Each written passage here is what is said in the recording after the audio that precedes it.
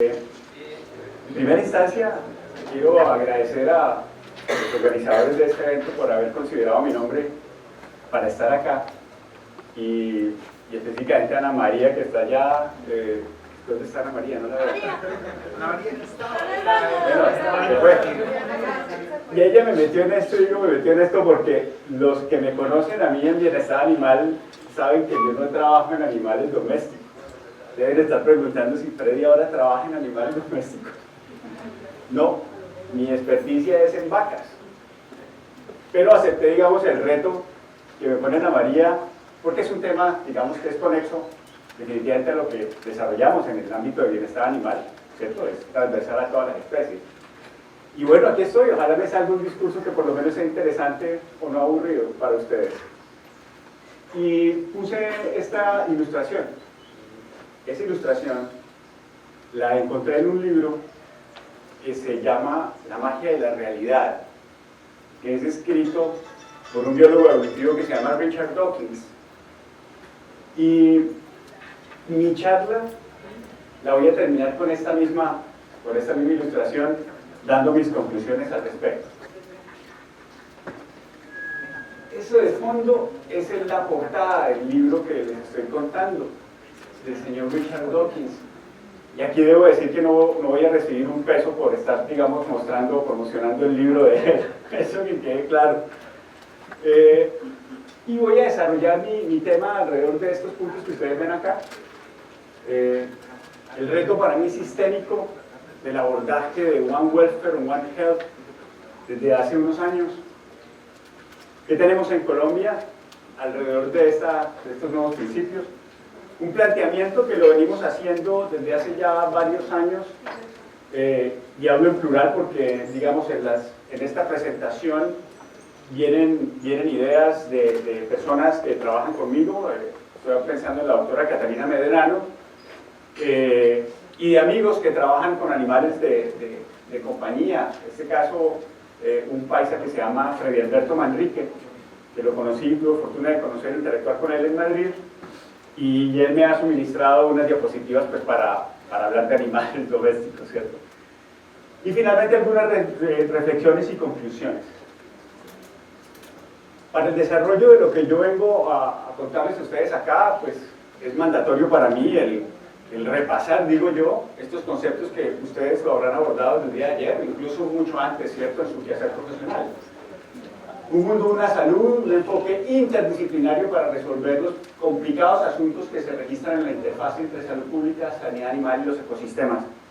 Y resalto la palabra interdisciplinario porque ahí ya hay un mensaje muy claro alrededor de a qué invita el principio de un mundo, una sola salud. O sea, una mirada ya más generosa alrededor de las disciplinas, no una disciplina.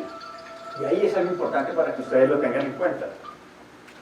El concepto de un mundo, un bienestar, tuvimos la oportunidad en mayo de este año de compartir con Rebeca García, que es la persona, digamos, que pone sobre la mesa el concepto, y la oye, pues la escucha, la apoya, y ella viene entonces por el mundo, ¿cierto?, contando este abordaje, que dice aquí, da énfasis al vínculo entre sanidad animal, bienestar humano, biodiversidad, medio ambiente, complementa el concepto de una sola salud, y dice acá, para lograr enfoques integrales en apoyo al desarrollo mundial sostenible. Y aquí entonces resalto yo la palabra integrales, así como en la primera decía, o hacía énfasis en la palabra interdisciplinario, en esta yo diría, mostremos o hagamos énfasis en la palabra integral. Y es que, como común denominador para mí de estos dos principios, pues se resaltan esas dos palabras, que finalmente nos invita a pensar o a ver en conexiones, no de una manera separada, aislada, el bienestar animal por un lado, el bienestar de los humanos por otro lado, el bienestar del ambiente por otro lado, sino que todo, como es la vida real, en un solo paquete, donde se evidencian muchos tipos de relaciones, o como dice ahí, de conexiones, en aras de esas interacciones de la vida, de los seres vivos en general. Así que, digamos, en estas 3 diapositivas que he comentado, para mí lo que sobresale de estos 2 principios o la invitación que hacen es a que veamos la vida como es, con las conexiones y las interrelaciones de donde estemos, las diferentes criaturas y el espacio donde estemos. Hasta aquí siento que ese es uno de los mensajes que yo quiero que ustedes se queden. Empecemos a mirar la vida con conexiones, empecemos a ver las relaciones y seamos influyentes alrededor de donde estemos.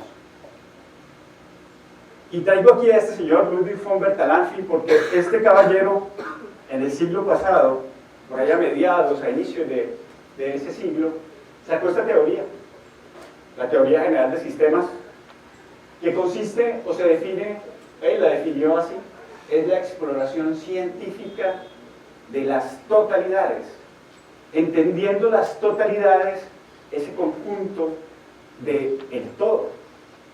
Si yo voy a una finca, siempre, digamos, a uno le dicen, no, aquí lo más importante es la genética, si yo soy genetista. Si soy produccionista, yo digo, un momento, si soy Carlos Arturo, él me va a decir, hermanito, el pasto es lo más importante en la finca. Si hablo con un salubrista, el tipo me va a decir, no, son las enfermedades lo más importante. Pero cada uno desde su disciplina, desde su mirada. Y a lo que invita esta definición de las totalidades es a ver la vida como es, en su conjunto, con todos sus componentes interactuando entre sí para alcanzar un objetivo, un fin, ¿cierto? Un propósito. Y Bertalanffy entonces plantea la definición, dice, las sociedades modernas por su complejidad imponen actitudes de naturaleza holística. El holismo es eso, veamos un todo. O de sistemas, que es la definición que les decía yo ahorita. Un sistema es un conjunto de partes que están interrelacionadas entre sí para alcanzar un objetivo, un propósito. Una finca es un sistema. Un ser humano es un sistema. Un perro, un gato.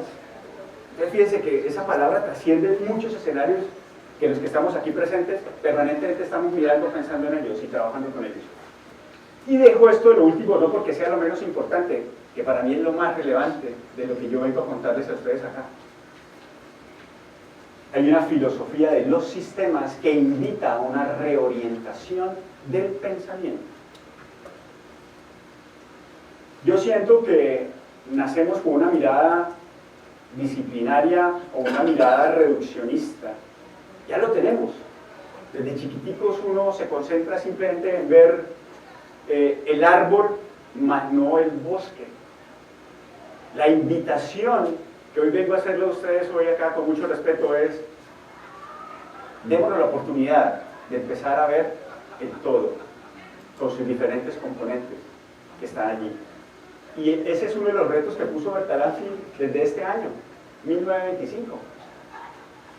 Llevamos ya varios decenios y todavía personalmente no veo que a nivel de la ciencia estemos abordando una mirada holística de lo que hacemos, de los problemas de la vida real.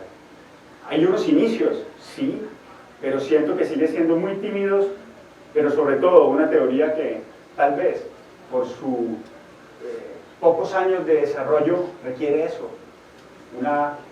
un desarrollo, un mayor desarrollo, una transformación para avanzar alrededor de su utilidad en la vida real. Entonces el reto que yo vengo acá a ponerles hoy día es eso. Es, demos la oportunidad de empezar a ver las cosas como un todo, en aras de empezar a hacer abordajes sistémicos. Y aquí puse el mapa de Sudamérica alrededor de problemas de la vida real que aquejan los diferentes países que estamos aquí ubicados. El tema de la pobreza resalta, y hoy día que estamos en manifestaciones en Colombia, ¿cierto? La pobreza, ¿cómo abordamos ese tema? Problemas mentales, los animales, las granjas, la seguridad, la producción, salud, el desarrollo en general. Son temas que seguramente aquí no vamos a darle solución, pero la idea es que empecemos a pensarlo, ¿cómo lo abordamos? Para que realmente empecemos a afectar de manera positiva las realidades que tenemos en nuestras sociedades. Y entonces, cuando se habla de la teoría general de sistemas, pues se resalta de que nacemos casi con una mirada muy reduccionista, donde no es malo el reduccionismo. De hecho, el reduccionismo nos tiene con todos estos desarrollos que hoy día tenemos y disfrutamos en la humanidad, ¿cierto? La biología molecular, la física cuántica, la química molecular, todo esto son desarrollos que vienen de una disciplina muy especial, muy particular, y que nos tiene donde nos tiene, con el confort, no para todos, pero sí para estar disponibles, ¿cierto?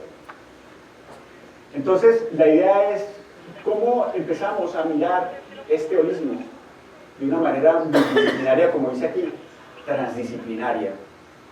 Y aquí, con todo respeto, yo debo decir que yo no sé de transdisciplinariedad. Cuando leo los conceptos que hay alrededor de eso, me encontré un documento de Manfred Max Neef, que es un señor chileno que viene abordando desde hace varios años este tema. Él menciona y dice: la investigación disciplinaria concierne a un solo nivel de realidad, ¿cierto? La disciplina, la química, la física, la biología. La transdisciplina, dice, en cambio, extiende su acción a través de varios niveles de realidad. Disciplina y transdisciplina no son antagónicas, se complementan. Y dice acá, la transdisciplina, más que una nueva disciplina o superdisciplina, es en realidad un modo distinto de ver el mundo. ¿Recuerdan la filosofía de Bertalanffy? Una reorientación del pensamiento que apunta a eso. Veamos la realidad de otra manera, más holística.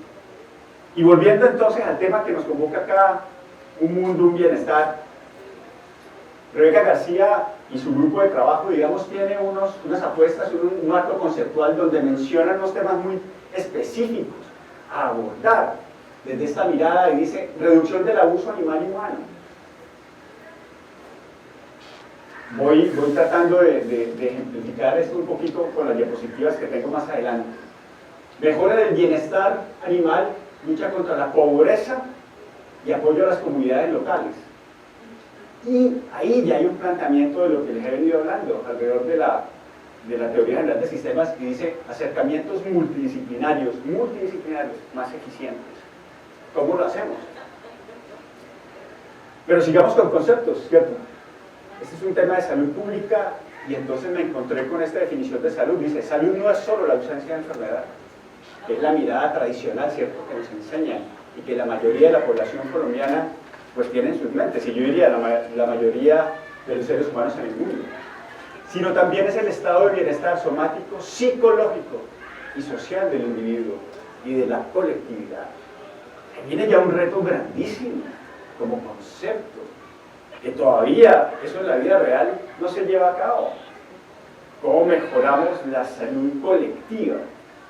Pensemos en nuestro país, Colombia, no de un sector de nuestra población, sino de todos. Son retos mayúsculos. Y cuando uno mira entonces problemas de salud pública, uno se puede encontrar con esto, con aspectos tradicionales alrededor de lo que produce enfermedad: bacterias, virus, hongos, o temas físicos, radiaciones, humos, desechos o químicos, hidrocarburos, plaguicidas.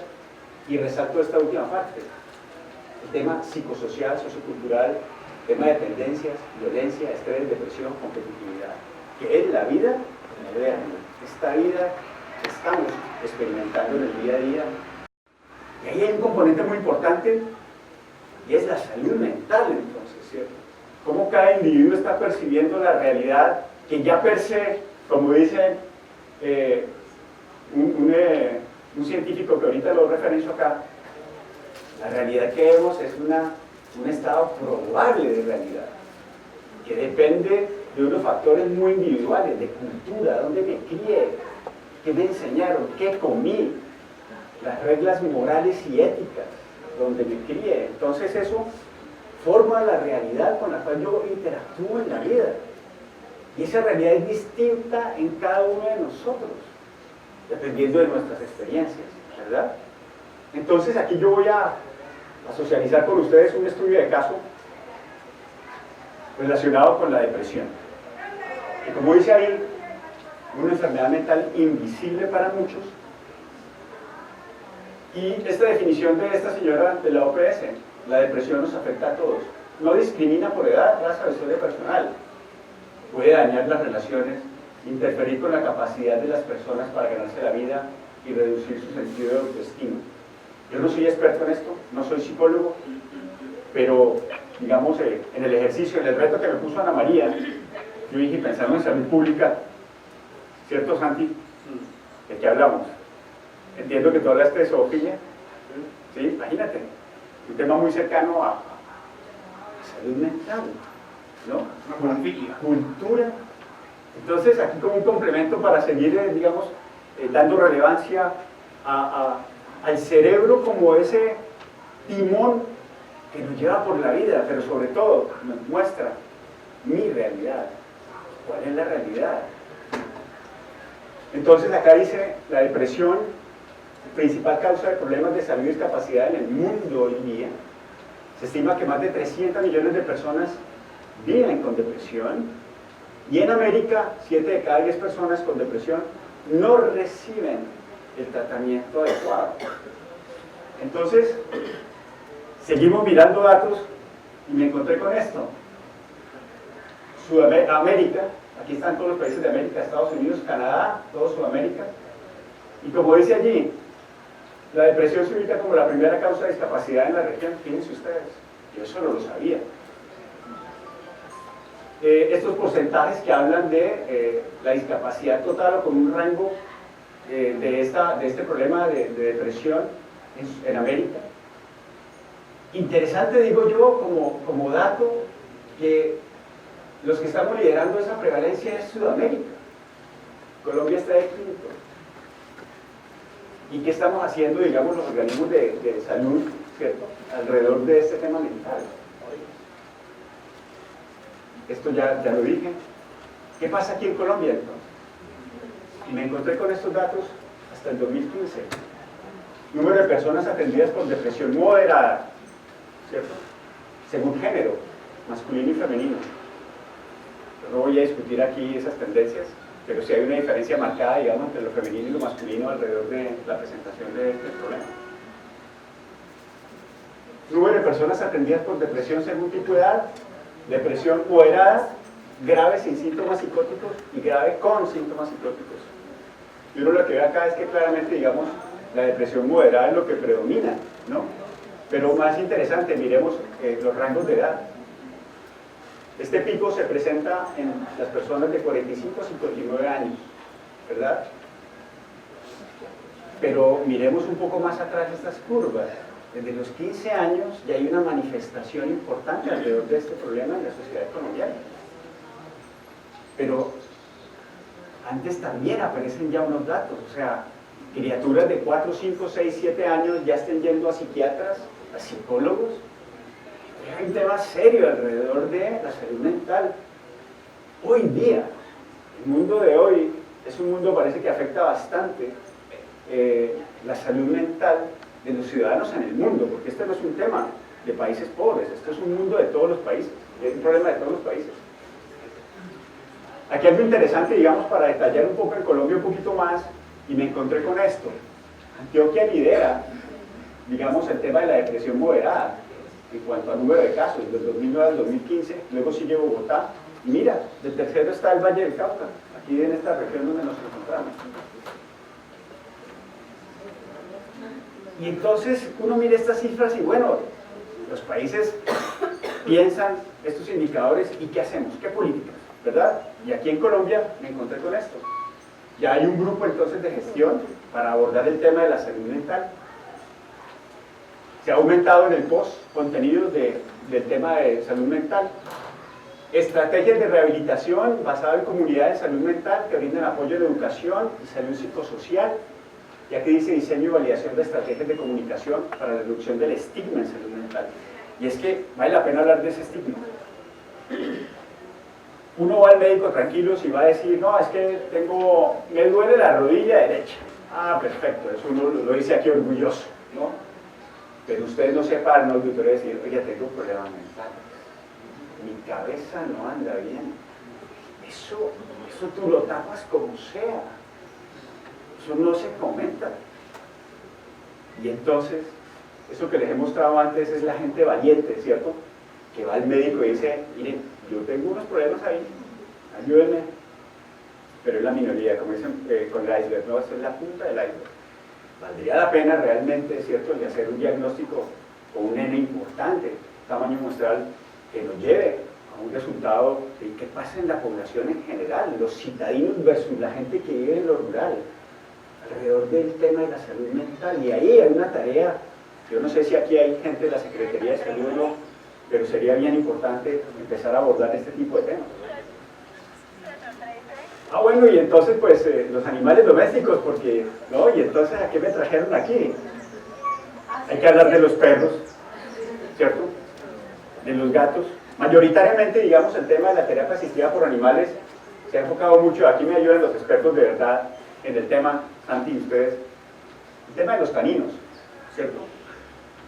Pero reflexionando un poco de eso, y puedo estar muy equivocado, ustedes por favor corríjanme. Lo que pasa es que hay una relación de muchos años de estas dos especies que nos unen. Y aquí unos comentarios muy breves del origen del perro. Y esta hipótesis que me la encontré en un libro de Temple Grandin que se llama El lenguaje de los animales. Ahí ella menciona que los humanos y los lobos coevolucionaron. Dicen, nosotros los cambiamos a ellos, pero ellos también nos cambiaron a nosotros. Y cuando uno lee un poquito más de eso, lo que se resalta es eso. Hay una simbiosis, un gana-gana en esa interacción. Interacción que no viene de hace 14.000 años, como lo muestra, digamos, los datos que uno dice, la domesticación del perro, ¿no? El primer animal fue el perro y eso fue hace 14.000 años. No. En este libro mencionan que eso capaz que viene de hace 100.000, 130.000 años. Otro dato que me encontré en estos días, decían de 250.000 años. Eso es un montón de tiempo, donde esa especie, inicialmente el lobo, ¿cierto?, interactuaba con nuestros primeros ancestros, se juntaron y empezaron a hacer esa simbiosis y a pasarse en características los unos a los otros. Entonces no es gratuito el tema que en terapia asistida por animales, digamos, el perro sea una especie que ayude bastante a solucionar los problemas de los humanos. Este es un dato de Freddy Alberto Manrique, un trabajo que él hizo en el Valle de Aburrá, sur del Valle de Aburrá, y encontró esto alrededor de una encuesta, ¿cierto? Y yo dije, lo llevo porque yo siento que leyendo esto te dice de tenencia responsable de animales, de compañía. Yo siento que esa tenencia responsable debe nacer en gran medida de este componente, de la educación, de enseñarle a la gente qué es eso de tenencia responsable de animales, que va más allá de suplir unas necesidades básicas alrededor de alimentación, de bebida, de salud, y de esa interacción con una criatura de la cual abusamos, digo yo, o de la cual el amor es tan infinito con esta especie, ¿cierto?, que damos hasta la vida por ellos.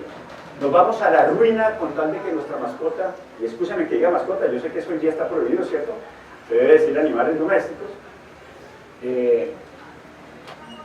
Hoy día las personas jóvenes, los que llaman millennials,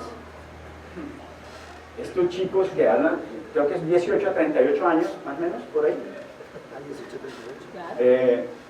Me corrigen si estoy equivocado. Pero entiendo que este mundo donde el trabajo para estos chicos no se ve muy claro, el tema de pensionarse no se ve muy claro, entonces ya no piensan en tener familia, hijos, perros, gatos, sí. Hijos, no, eso no me veo ahí.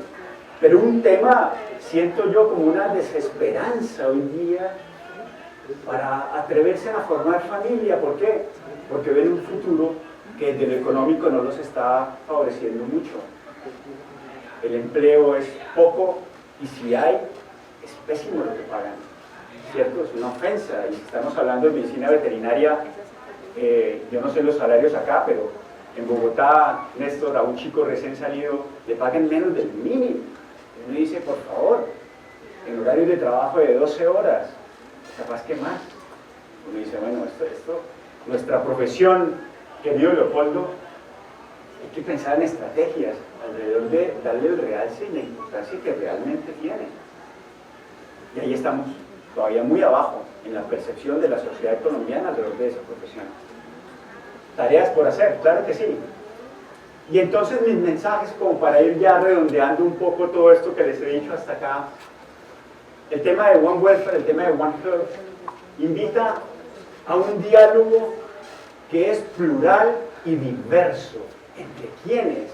Entre las diferentes profesiones. En una mesa para hablar de bienestar animal, hay que invitar a un economista, sí. Hay que invitar a un psicólogo, sí. A un psiquiatra, sí. A un antropólogo, sí. A un sociólogo, sí. Y eso para mí, de esa manera, yo consigo el One Health y el One Welfare. Es una invitación a ese diálogo plural, diverso de las diferentes profesiones, incluso físicos y químicos, para ver qué planteamos, cómo vemos la realidad. Yo le decía a Marinelli, que está ya muy atrás, muy juiciosita, en Bogotá creamos un escenario que se llama Grupo de Pensamiento en Bienestar Animal, un espacio abierto para que vaya el que quiera, hasta animalistas, y han ido. Y estamos escuchándonos entre todos, en aras, y nos pusimos esta tarea, que esto vaya más allá de un diálogo entretenido, donde uno aprende muchas cosas y conoce gente muy querida, muy linda.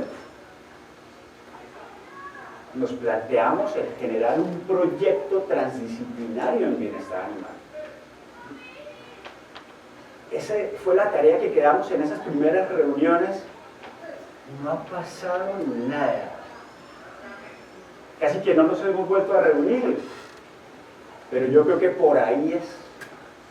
Yo creo que debemos buscarnos con todas estas, digamos, disciplinas que les he hablado yo acá, en aras de atrevernos a escribir un proyecto que le busquemos financiación y lo llevemos a cabo.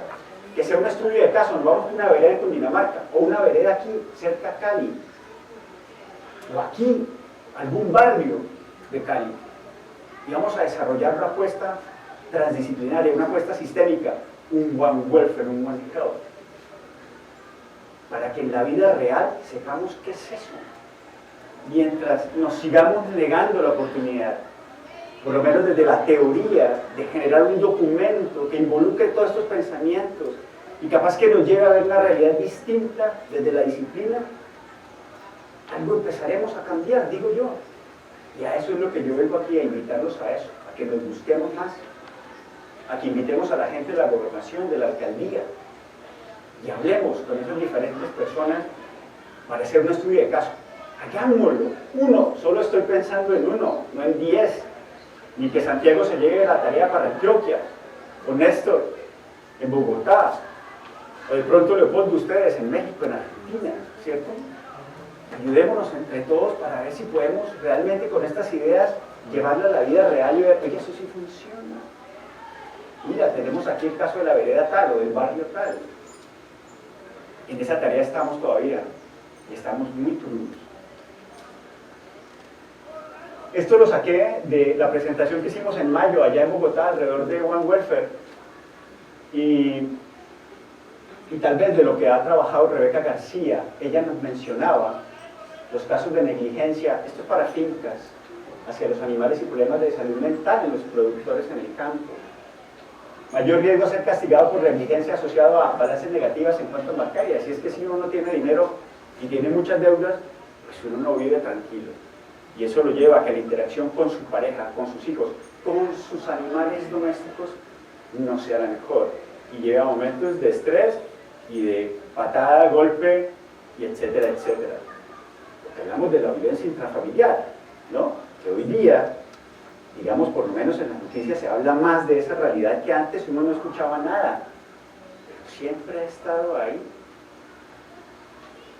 La edad adulta, bueno, yo no sé, esto no lo he podido entender muy bien, si es que a medida que uno se pone viejo, pues ya ve el mundo, ¿qué? Más aburrido, más triste, más melancólico, eso no lo sé. Pero capaz que sí. No lo sé, Néstor, no lo sé, Leopoldo. falta de ayuda en la finca, la depresión, el estrés, y todo esto, digamos, dice acá, pues llevan a que las personas sientan un bajo interés por el bienestar de los animales, porque si ellos están mal, ¿yo qué voy a pensar en el bienestar de los otros? Y dicen aquí, entonces se llega, por todas estas circunstancias, a tolerar esos bajos estándares de bienestar que uno ve en el campo colombiano y capaz que en muchas de las casas de estas grandes ciudades. Entonces, gran énfasis, para mí, lo que tenemos que impactar grandemente es en los humanos, en esa conciencia de los humanos alrededor de su interactuar con la vida, porque no solamente estoy pensando en interactuar con el perro y el gato, es interactuar con el ambiente, los árboles, las plantas, ¿cierto? Que ese es el reto a que invitan estos principios. ¿Cómo lo hacemos? Y fíjense que yo tengo un niño de 7 años, Carlos Arturo, te contaba, Carlos Arturo estudió conmigo en el pregrado y hace 31 años no nos veíamos. Entonces estuvimos aquí actualizándonos. Tengo un libro que parece muy lindo que se llama así, Cuentos para quererte mejor. Y hay un cuento que se llama Los dos lobos. ¿Quién quieres ser? ¿El lobo bueno o el lobo malo? Y ese mensaje, porque dice una anécdota al final del cuento, ¿no? El cuento se refiere a, y mencionan estos mensajes de Gandhi. Esto que ustedes están viendo aquí es de Mahatma Gandhi. El tipo decía, y miren la secuencia tan linda, cuida tus pensamientos, porque se convertirán en tus palabras. Cuida tus palabras, porque se convertirán en tus actos. Cuida tus actos, porque se convertirán en tus hábitos. Y cuida tus hábitos, porque se convertirán en tu destino. Yo veo eso, lo leo y lo repito en las noches, porque entre otras cosas dice cuento para niños, pero a mí me ha servido un montón. me gusta, me encanta. Todo esto es lo que es un individuo. ¿Y qué sociedad tenemos nosotros? Una sociedad que es poco tolerante, una sociedad que es peyorativa, que no es solidaria. Entonces, ¿cómo queremos los cambios profundos? Si los cambios profundos vienen, los cambios profundos se dan en el individuo, en cada uno de nosotros. Si ahí no hay cambios profundos, la teoría siempre nos va a pasar por encima. Tenemos que darnos la oportunidad de unas transformaciones profundas. Y si nosotros, los que estamos aquí, nos convoca el bienestar animal y la interacción con los otros seres vivos, miremos primero cómo vamos por la vida nosotros, en aras de ajustar tal vez esas características que me alejan de una buena interacción con nosotros. Porque lo que dice acá, las características de una sociedad solo pueden cambiar si cambia la conducta de sus miembros. Si eso no se ve en la calle, y yo le digo eso a mis alumnos, si uno tiene que mostrar algo en la vida es la educación, muéstrenla, jáctese de eso allá afuera. Pero salen de la universidad y se comportan como un gamín más gamín que los gamines. Y yo digo, eso es inaudito. ¿Para qué sirve la educación? Yo siento que la educación sirve para modular conducta, para mí. Y entonces, dentro de todo esto que estamos hablando de bienestar animal, pues hay que hablar de una calidad de vida en los humanos también, ¿cierto? Y dice aquí, la percepción de un individuo, su posición en la vida depende de la cultura, de todo el sistema de valores en que nos criamos, en cómo hemos vivido, la relación con metas, expectativas, estándares, preocupaciones. Entonces, fíjense que entonces vamos a ver un poco lo que serían las clasificaciones. No voy a entrar tanto en detalle porque les va a quedar esto en PDF, pero por lo menos sacar el concepto. Nosotros en la escuela latina o francesa se utilizan 5 tipos de agresión más la redirigida. Todas las listas de agresiones que ustedes ven se pueden resumir en 6 secuencias de agresión. Y la secuencia de agresión me da la motivación del individuo cuando agrede. Entonces, si yo tengo que prevenir agresiones mínimamente, tengo que saber qué estoy previniendo y cuáles son las situaciones desencadenantes de ese tipo de agresión. Las tengo que poder tipificar. Entonces, no son una conducta normal. Es inadecuado, pero no es una conducta normal. Y estos son los 5 tipos con los que nosotros trabajamos, más la agresión redirigida. Entonces, otras planificaciones, otras van a ver defensiva, ofensiva, interespecífica, intraespecífica. Los de defensivo y defensivo lo podemos ver cuando analizamos. De hecho, soy evaluadora de riesgo. Es un veterinario del registro francés que se hizo justamente por el tema de las leyes de perros potencialmente peligrosos, porque como no sirven, los franceses, los veterinarios, plantearon una forma de poder evaluar y predecir el riesgo tanto del individuo como de recidiva, como los perros que no mordieron, como los que mordieron, como los que pusieron en las leyes. O sea, los que están en las leyes se analizan cada 2 años si no mordieron, y los que muerden, no importa, se analizan todos los años. Es como una verificación técnica vehicular. Se hace un estudio y se hace un análisis de riesgo de 1 al 4, siendo 1 bajo, 4 alto, 3 y 4 los franceses en general lo eliminan, 4 es sin contacto humano. Bueno, está ligada, o sea, la peligrosidad al tema de la agresión, básicamente. Y no necesariamente lo más patológico es lo más peligroso. O sea, no confundamos patología con peligrosidad. Entonces, los elementos que influencian esta peligrosidad es la relación entre la talla del atacante con la talla del atacado. Por lo tanto, un cocker es peligroso para un nene pequeño. La previsibilidad, el riesgo de tener una agresión, si tengo un perro que amenaza gruñendo, entonces sé que el perro va a terminar en una agresión. Ahora, los perros que no amenazan, puedo tener entornos que no son predecibles.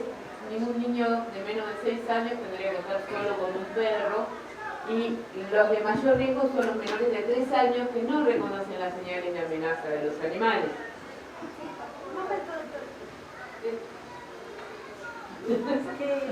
Bueno, te lo voy a dar.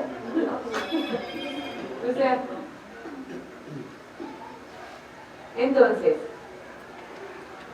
nosotros tendríamos que saber, o poder por lo menos plantear, como veterinarios, si el comportamiento es normal o no, cuáles son los elementos que desencadenan las agresiones, porque si yo sé cuándo o cómo se desencadenan, puedo evitar el contexto o la situación desencadenante. Y si es patológico, o sea, si no tengo una señal de amenaza, ¿qué es lo que voy a hacer? Y los criterios, tenemos que ser sumamente precisos, porque no es un chiste. Nosotros somos corresponsables una vez que tocamos un perro con agresiones. Pero no significa de tratar de protegernos, que de hecho tenemos que protegernos nosotros, tenemos que hacerlo mejor para todos. A veces ese perro es peligroso en un contexto, pero yo lo cambio de contexto, aunque sea para el tratamiento, y tiene tratamiento. No tenemos que ser tan cerrados. Bueno, la agresión me va a plantear el tipo de agresión, el estado emocional del animal que la emite, por supuesto. Y es el primer elemento semiológico que voy a tener. De todas maneras, aunque no tenga un animal que está particularmente afectado, siempre tengo que evaluar el riesgo y la peligrosidad. Bueno, comportamiento agonista lo van a ver por ahí en los papers. Es una definición bastante vaga que se utiliza, pero es toda situación que tiende a la solución de un conflicto. O sea, no es necesariamente un comportamiento violento o agresivo hacia otro. Y con respecto a lo que es la relación con el perro, es un poco complicado a veces definir presa-predador, defensa-ataque, afrontamiento, guía, competencia. Van a ver que cuando lean trabajos sobre agresiones, algunos son sumamente complicados y confusos. La secuencia de comportamiento, ¿se acuerdan que hablamos que un comportamiento es una secuencia de actos motores estructurados en 3 fases? Fase apetitiva, fase consumatoria, fase de retorno al equilibrio. Cuando estoy por hacer algo, cuando lo hago y cuando termino. En el caso de la agresión tenemos la fase apetitiva, la fase de amenaza e intimidación, el gruñido, la fase consumatoria, que puede ser una agresión efectiva o, ¿vieron esos perros que pegan con un picotazo con los dientitos de adelante? Esa es una agresión simbólica, les comento, porque si no había tenido noción, de un perro dominante, y se considera dominante. Y la fase de estabilización, o señal de parada, que acá pasa algo que a nosotros nos inquieta mucho los que conocemos la secuencia de agresión. La gente dice, me mordió, pero cuando terminó, vino y me lamió para pedirme disculpas. El para pedirme disculpas es nuestra percepción totalmente equivocada. Lo que estaba haciendo estaba reforzando la situación anterior, finalizando el conflicto diciendo, vieron, acá esto terminó así, portate bien y respeta las reglas de la próxima vez. O sea, la gente se apacigua con el amigo de los perros y los que hacemos comportamientos no nos apaciguamos. Agresión jerárquica, sindical, se desencadena por la gestión de recursos, es totalmente competitiva por los recursos. Es una agresión que puede surgir entre el perro que evita el contacto. También pasa con los rituales de bienvenida, cuando vienen varios perros a tomar contacto. Acordémonos que las prerrogativas de dominancia que tienen los perros son los mismos miembros del grupo, el contacto, el espacio y los recursos como comida o comportamiento sexual. Entonces, son competitivas.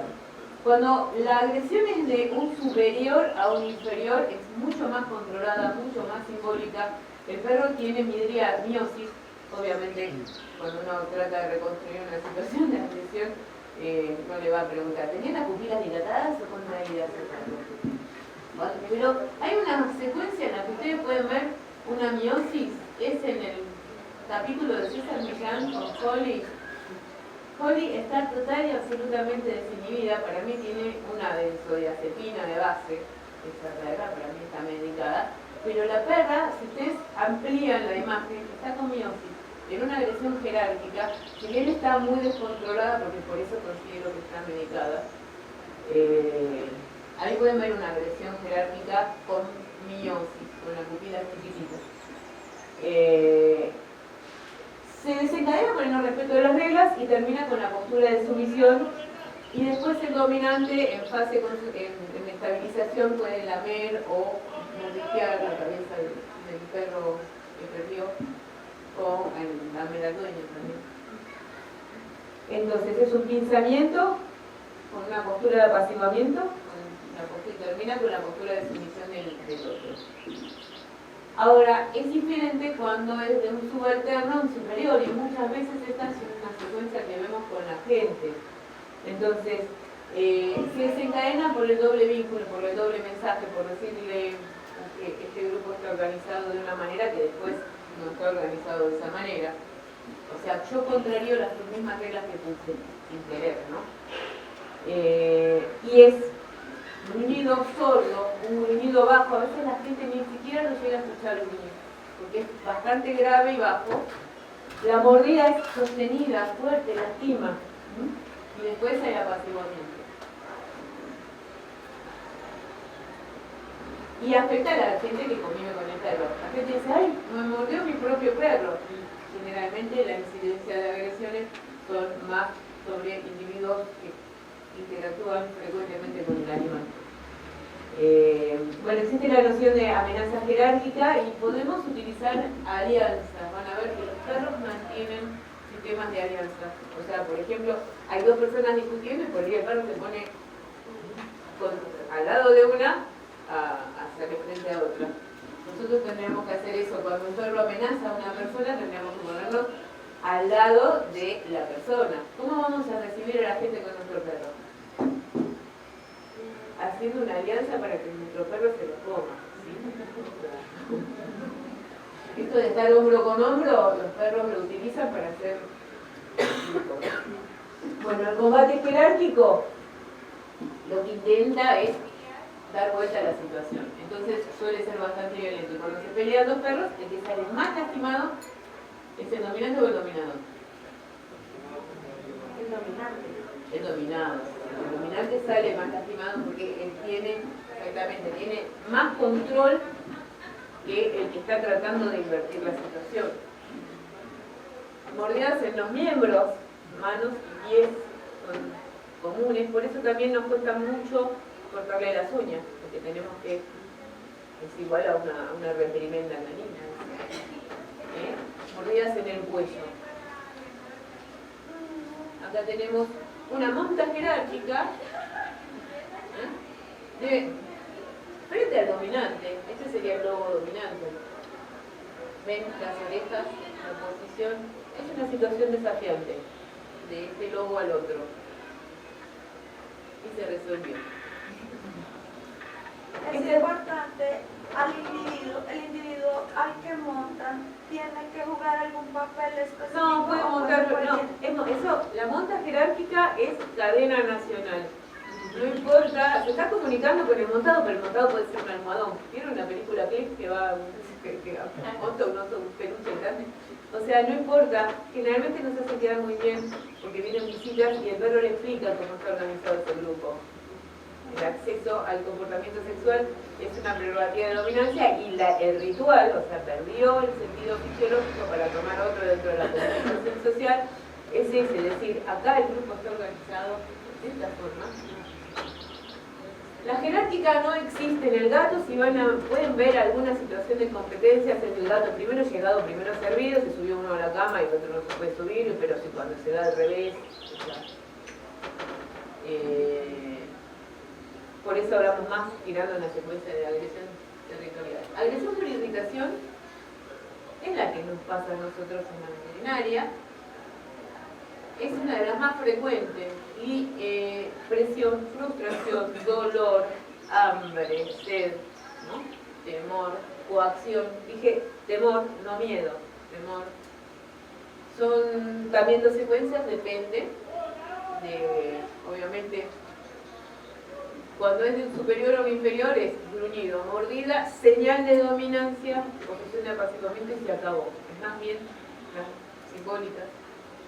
La mordida tiene control.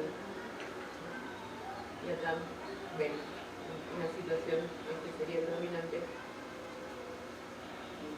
La agresión por irritación de un subalterno superior es terriblemente dolorosa, es la que experimentamos en la veterinaria, son mordidas múltiples, no tienen mucho control, y el perro nos amenaza desviando la mirada, cosa que la gente dice, no me gusta porque me mira mal de costado.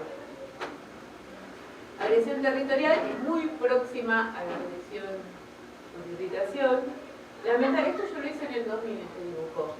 Y trabajando en zoonosis de Morón el año pasado, este año, el 24 de junio, porque una de esas cosas se acuerda, tuve que intervenir en un caso que 3 presa canarios atacaron a un hombre que estaba en un predio, que la señora se fue a hacer la compra y le dijo, ahora vuelvo, y amputación traumática del miembro anterior derecho. Entonces, agresión territorial, muchas veces son los dominados los que tienen que separar, cuidar la periferia. Pero cuando están durmiendo, el dominante está durmiendo con un ojo abierto y hace wow, son los dominados que salen. Es muy parecida a la secuencia de agresión materna porque el objetivo es absolutamente el mismo, de rechazar al individuo. La secuencia araña en el piso con depósito de feromonas, micción, ataque más o menos agresivo, pero lo que quieren es reconducir al territorio, afuera del territorio. Esta es la que pasa en la calle con los perros sueltos.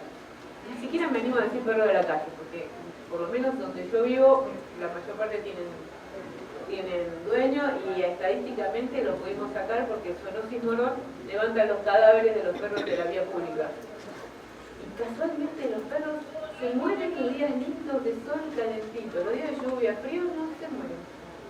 El riesgo para un perro de la calle es igual llueva o no llueva. Nada miedo, o confrontaba y peleaba, ¿cierto?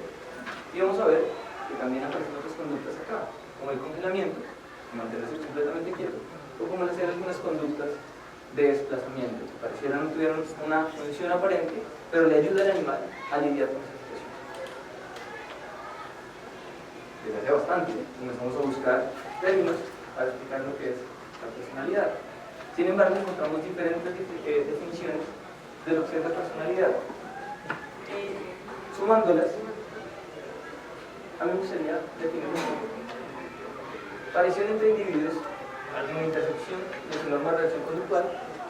Vamos a ver cómo los diferentes individuos reaccionan de forma diferente. Conductas que son atribuibles a la influencia combinada de los efectos genéticos y los ambientales. Ahorita la doctora María Paz nos hablaba un poco de este tema, ¿cierto? Como la genética tiene una carga sobre el comportamiento, como el ambiente tiene una carga sobre el comportamiento, y que son consistentes, son repetibles. Este animal tiende a responder similar o igual en situaciones o contextos similares a lo largo del tiempo. Eso nos da la posibilidad de predecir un poco el comportamiento que va a tener ese animal, a definir su personalidad. Y cuando miramos lo más por encima de las personalidades en los humanos, nos encontramos con el Big Five, los 5 grandes, ¿cierto? Que aparece el Ocean, que significa qué tan abierto es el animal, qué tan consciente es el animal, qué tan extrovertido es el animal, qué tan amable es el animal.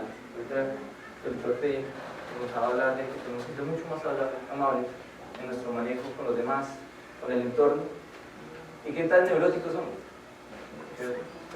Más o menos está escrito ahí. Apertura al cambio, qué tan abiertos somos a las situaciones novedosas que no entendemos. Muchas veces vemos algo nuevo, diferente, y lo que hacemos es rechazarlo y decimos, no, esto no lo puedo tolerar en mi cabeza, esto me afana, no lo logro. Y digamos que hay muchas personas muy cerradas, seguramente con la edad también se comienza a ser uno menos abierto a los cambios. Responsabilidad de autocontrol, que sería la parte de conciencia.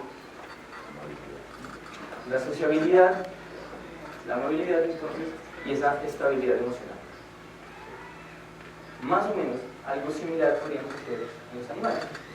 Personalmente, en mi trabajo, cuando hacemos caracterización del comportamiento, trato de evaluar esto que se da. ¿Qué tantas habilidades tiene el animal para explorar en una situación nueva? ¿Qué tan neofóbico es? Ayer también nos hablaban cómo los gatos son tan neofóbicos de forma alimentaria, cómo rechazan comidas diferentes.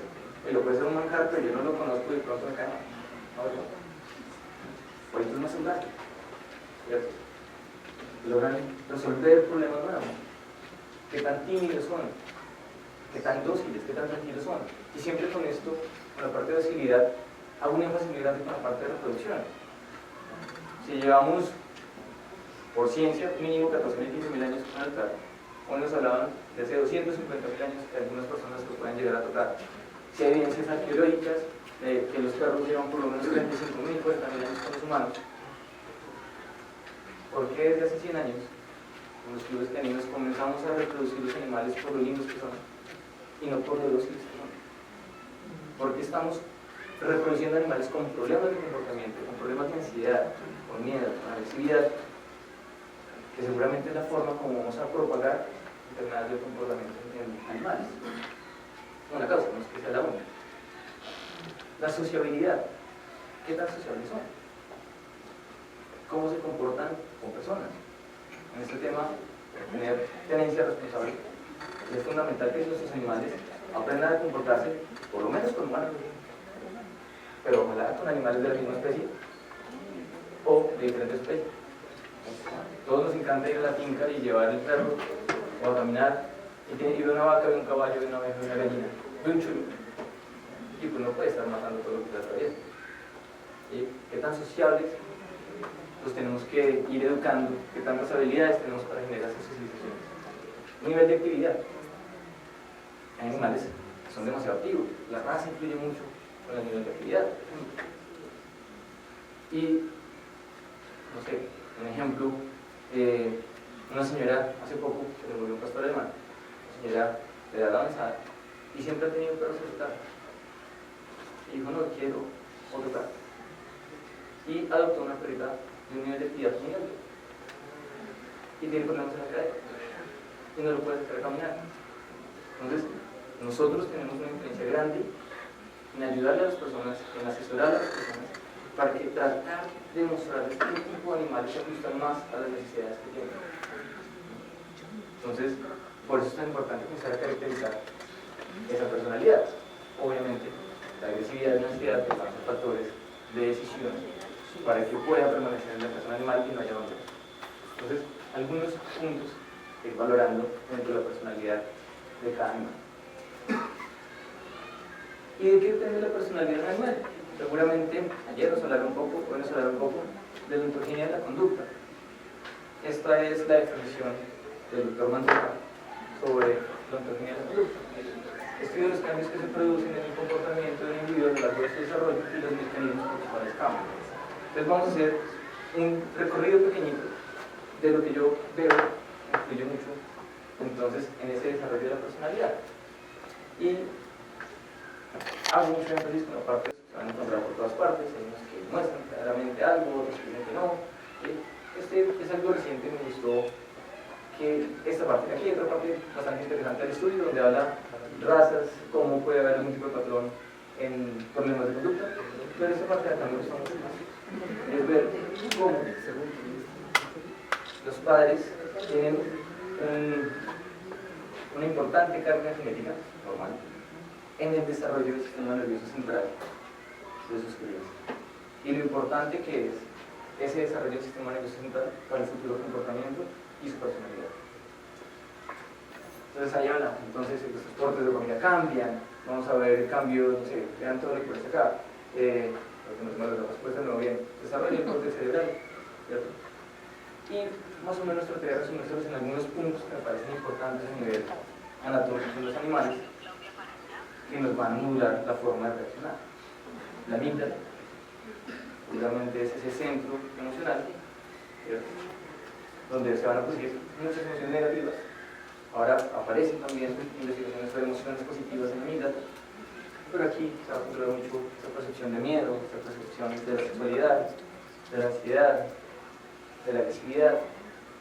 Y me encanta el córtex cingulado anterior, porque es el antiguo sistema límbico que ya vamos a ver un poquito más. Aquí tenemos nuestra amígdala, pero esa información de la amígdala se van a generar muchos comportamientos, pero también va a subir hacia la corteza cerebral para procesar la información que está recibiendo. Y ese córtex cingulado anterior me gusta mucho por su función de tautónomo emocional. ¿Qué quiere decir esto? En palabras coloquiales, es la que le dice a la amígdala, la que le dice, oiga, está bien que usted esté sintiendo una emoción, está bien que usted esté reaccionando ante la emoción, pero pareciera que no es tan grave. Frénese, trate de dejar que la información pase más en la corteza cerebral para que el animal logre desarrollar una nueva estrategia para lidiar con eso que en un comienzo parecía aterrador para la vida. También vemos el hipocampo, y el hipocampo a nivel emocional es muy importante porque la mayoría, todos los animales, diría, pero hasta el momento que nos rodean, el hipocampo tiene una función muy importante en guardar la información que está ocurriendo, ¿sí?, en comenzar esa memoria a corto plazo y pasarla a largo plazo. Pero además es muy lindo cómo logra dividir las experiencias positivas y las experiencias negativas. Ayer la doctora Claudia nos mostraba esta película tan linda que yo creo que a los que nos gusta el tema no hemos visto un montón de veces, ¿cierto? Y cómo se guarda la información como algo lindo, o la información como algo malo, agradable, desagradable, bueno, malo, lindo, feo, palabras muchas para describirlo. Y este hipocampo entonces es esa cintura principal del sistema límbico, es el sistema nervioso central, para lograr llevar esa información y almacenar esa información como buena o mala. Tiene un efecto muy importante en el control del estrés, tiene una función muy importante en la generación de los mapas mentales, que el animal logre distribuirse en el espacio, saber dónde está el agua, dónde está la comida, dónde está lo bueno, dónde está lo malo, dónde está el lugar de refugio, lo que sea, y en la percepción del dolor. Y las crías terminales, que sería ese paso muchas veces previo entre la amígdala y el hipotálamo para la activación del hemisferio lateral con toda la respuesta simpática, o para articular con el sistema neuroendocrino por el hecho que da para la liberación de cortisol. Entonces, muy importante entonces para el control de la respuesta de estrés. Y después estarían ya no puntos específicos en la anatomía, sino las diferentes vías con los neurotransmisores. Y cómo las vías dopaminérgicas estarían involucradas en el control del movimiento, en la percepción del placer, cómo las vías serotoninérgicas están involucradas en el sueño, en el líbido, en el estado de ánimo, en la percepción del dolor.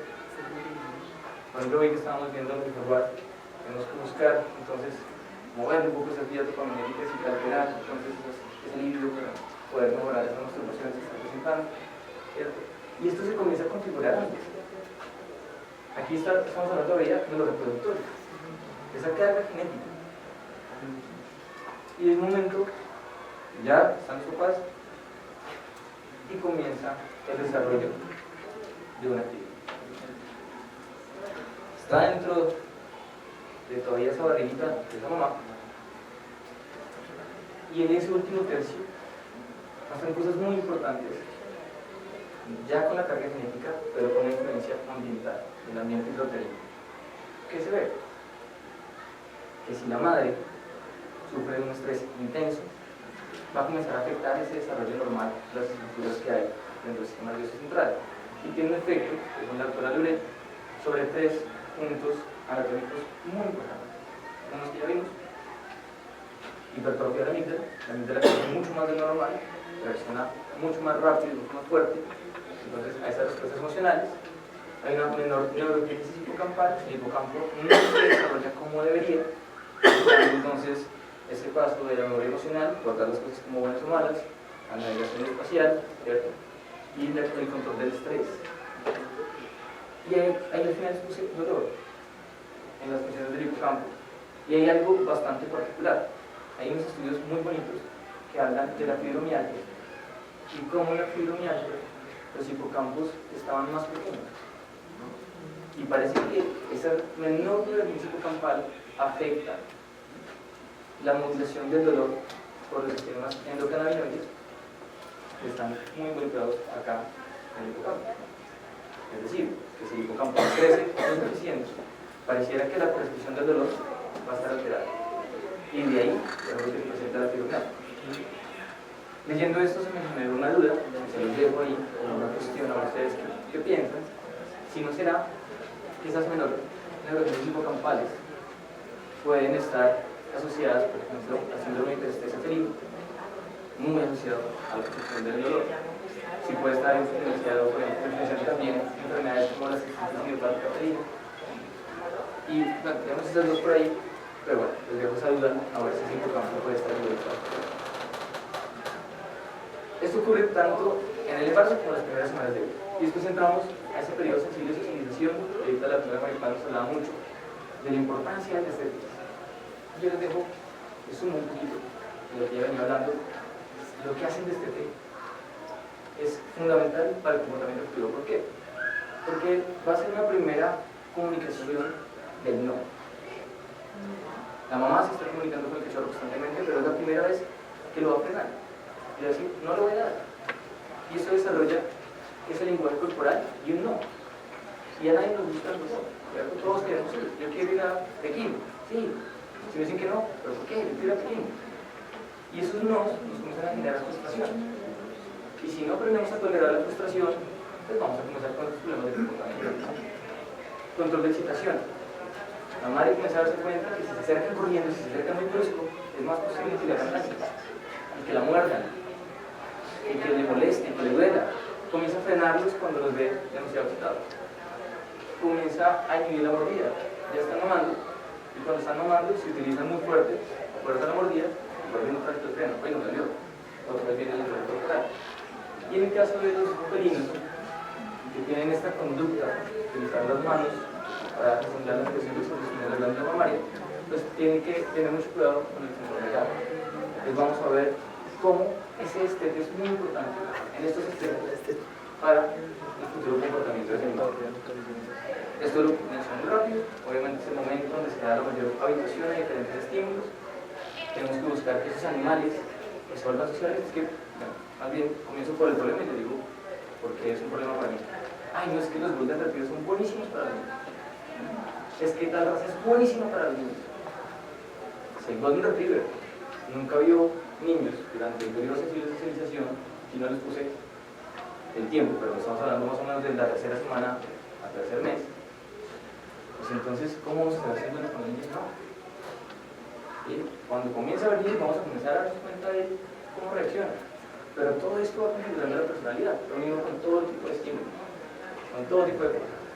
La doctora Mariposa mencionó este tema, la falta de desarrollo de pautas de conducta social. Los animales comienzan a interactuar entre ellos, comienzan a comunicarse entre ellos, si nunca tuvieron contacto con otro jaguar, pues no saben cmo hablar jaguar, no saben cómo interactuar con otro jaguar. Pero si nuestros perros los sacamos muy pronto de su camada, no los dejamos socializar con otros individuos, muchas veces terminamos viendo animales que no saben presentarse. Entonces es una montada por dominancia. Y es que el pobre lo único que se intenta es jugar, pero no sabe ni cómo saludar ni cómo pedir juego. Entonces, la idea es que uno pudiera compartir con esos animales adultos, con una buena madre que le enseñara entonces a decir, oiga, no, usted, cachorro, si quiere presentarse bien, vaya a igualarle la cola, debe tocar región perianal, que es la forma más decente de saludar a otro animal. Con los del de pronto se me pasó algo, y es que esto suena muy bonito acá, pero cuando uno va a mirar la realidad, pues hay madres que son malas madres. Mi mamá fue muy permisiva, ella me permitía hacer de todo, mi tolerancia a la frustración no está alta. ¿Sí? Y hay madres que son muy buenas, que hacen todo ese proceso como yo les decía. Entonces hay que aprender a seleccionar no solamente por otras habilidades fisiológicas a las madres, sino también por habilidades conductuales. Periodo juvenil y etapa adulta, pasan muchas cosas. Sin embargo, yo quiero resaltar acá el aprendizaje por experiencia, ¿cierto? Porque todos los animales tratamos entonces de lograr el placer y evitar el dolor, buscar cosas agradables y evitar cosas desagradables. Esto genera, por ejemplo, muchos problemas en el comportamiento. Si está el cachorro en la casa y nunca nadie lo vigila, si hace lo que quiera, oiga, pues qué delicia morder la madera, porque me ayuda y la estructura y el olor que sale y la salida y qué rico, y nadie dice que no. Pues esto le comienza a generar placer. Y después el propietario dice, me está destrozando la casa, afuera, y lo voy. Entonces, el desarrollo de la personalidad está muy influenciado con abandono. Para manejar ese animal, lo que más podamos, y si no asesorarnos, vieron todos los psicólogos que hay, ¿cierto? Para buscar la mejor manera. Este video se me hizo un poquito curioso de cómo él escoge una mano muy bien, ahí hay un premio. Les lo habla de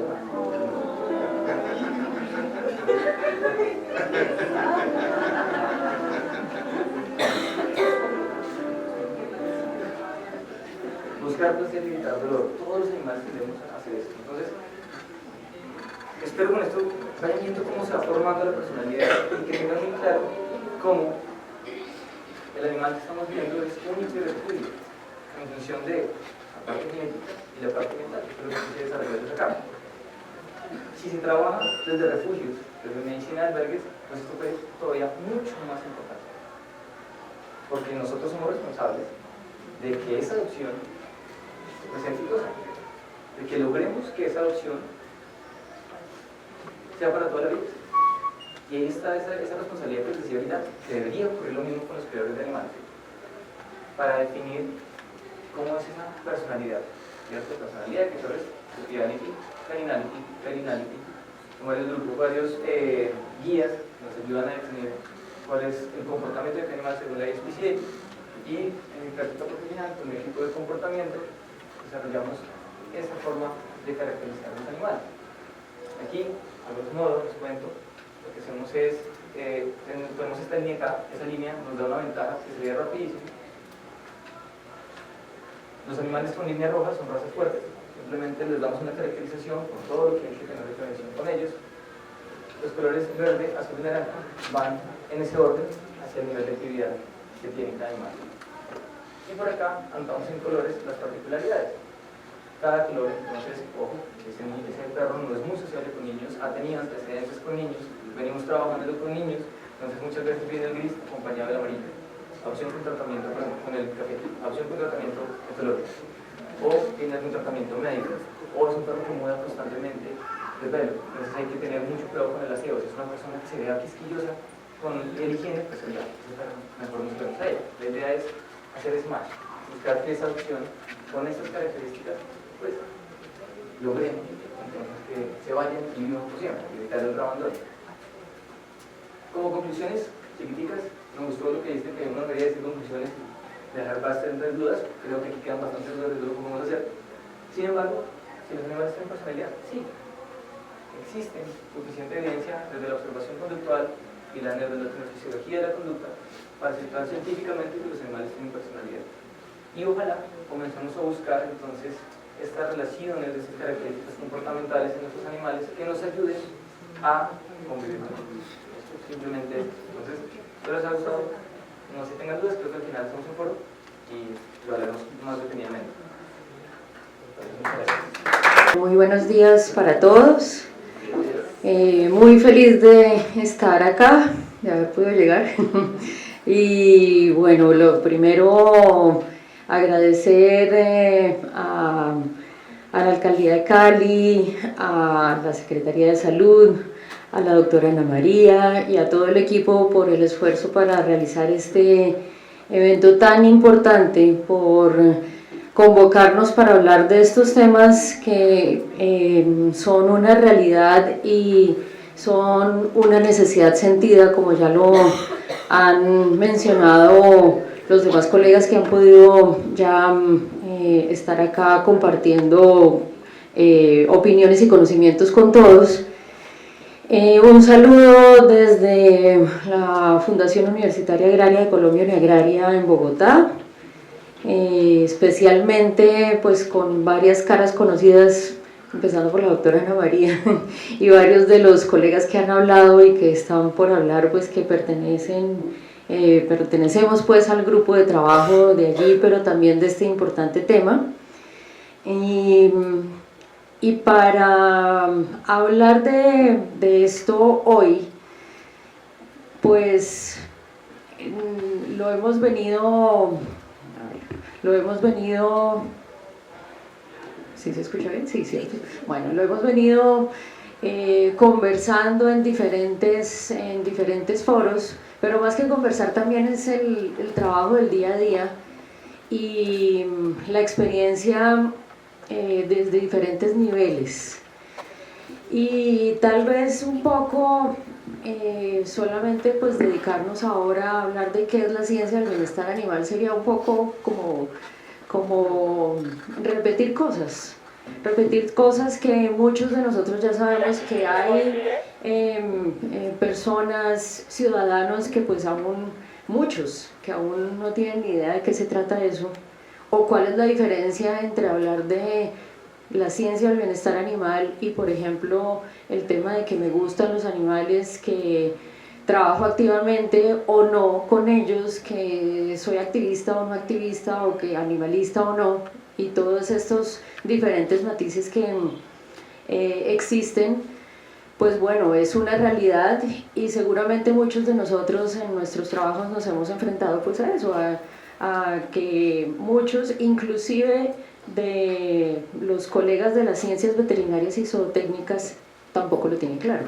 Entonces pues no, desde ese punto de vista pues es bueno recordarlo y pues saber las diferencias, pero igual ir un poco más allá, porque es que en este evento claramente desde el título nos lo está mostrando, y es más allá de decir que es tendencia, que bueno, el tema de tendencia o la palabra muchas veces está relacionada con una moda, con cosas por el estilo, pero es que no solamente es tendencia, es que realmente hacia allá va el futuro, porque es parte de lo que, de la realidad, o sea, nosotros no como animales humanos, como seres humanos no vivimos solos en la Tierra, y por lo tanto pues nos hemos visto abocados a darnos cuenta que si no hacemos algo pues vamos a desaparecer. Y de ahí ha venido toda esa campaña de concienciación de pensar en la sostenibilidad, por ejemplo, y en por fin que cada uno de nosotros desde las diferentes profesiones y pues desde simplemente el hecho de ser ciudadanos, entender que existe una relación vincular, un vínculo entre humanos, animales y ambiente. Y pues de allí parte todo eso también, de ese concepto de una salud y un bienestar, que es pues lo que estamos también hablando en esta mañana y en estos 2 días. Entonces, para hablarles de eso, esta no es. Qué pena contigo, como pueden notar, esta no es la presentación. Esta fue de presentación de pares académicos de la semana pasada. Es una presentación que dice Cali. Bueno, mientras tanto, pues yo les estaba haciendo el abrebocas de lo que quiero compartir con ustedes esta mañana. Y es algo que no solamente nosotros estamos comenzando a trabajar, sino pues que es algo que se está dando a nivel mundial. Y parte desde no solamente el concepto de la ciencia del bienestar animal, recordando lo que significa bienestar animal y pues lo que desde los organismos internacionales en donde tenemos representación los diferentes países, como por ejemplo la Organización Mundial de Sanidad Animal, la OIE, ha determinado como una línea estratégica de trabajo precisamente por considerarlo de interés mundial y desde los diferentes puntos de vista, o sea, como un tema pues que es interdisciplinario, que pues se debe revisar desde el concepto obviamente de la salud, de la parte médica, pero pues igualmente desde lo que tiene que ver con a ver si ahora sí aparece por acá, con lo que tiene que ver con la economía hasta la religión, los temas socioeconómicos transversales a todo. Desde ese punto de vista, entonces, desde hace muchos años se ha determinado entonces que debería estudiarse dentro del bienestar animal, que aparte de eso,